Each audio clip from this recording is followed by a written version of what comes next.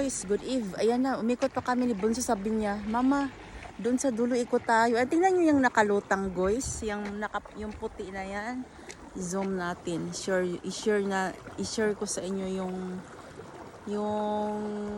ano ba to? Ayaw mag-zoom. Ay, putik.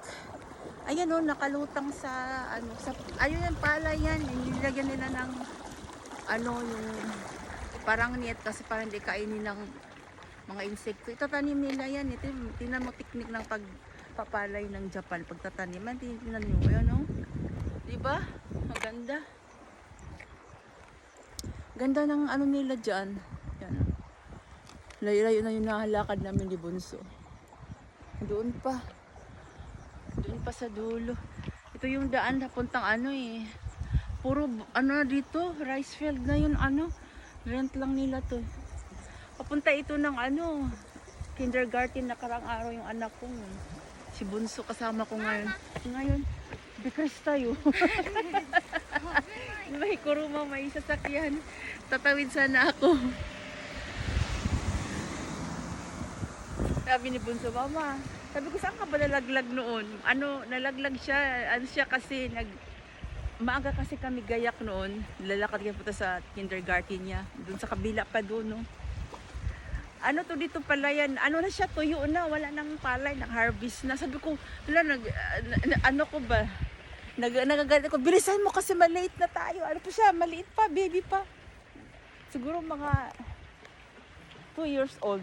Diyos, nagtanggulat ako. Nasaan na yung anak ko? Pagtingin ko, nalaglag pala siya dyan. Kasi sinusuot niya yung gloves niya kasi winter yun noon.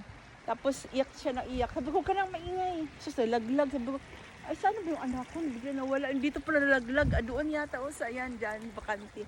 Tuyo na siya, pero wala, na-harvest na yung pala. Ito ngayon, may tubig kasi tataniman yan.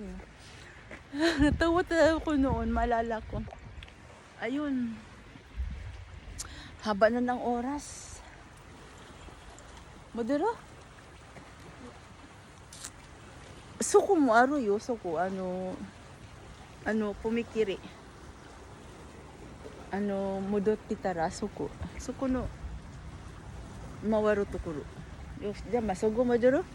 Balik na kami guys kasi suko aruyo, suko toriro yo suko.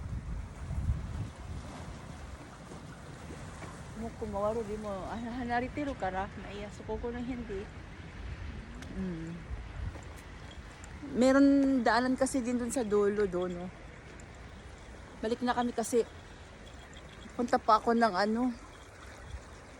Shimatsugi ko guys kasi ditong kabila masakit na siya. Dito medyo laglag na kalbo na siya ng konti. May pagitan kaya palagyan natin. Bike na lang ako.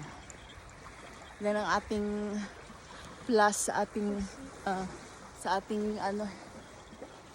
ating mukha kasi magkailangan namang volume ng if you need a volume in your eyes, yun ang palagyan mo ng pilik mata para hindi na magkabit-kabit yung iskimatsugi ang tawag din yung ikabit mo, lagyan mo ng pandikit ayoko noon, nakakalbo yung pilik mata mo dahil didikit.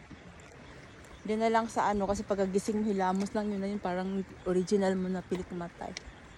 Okay, bye-bye. Thanks for watching. See you next video.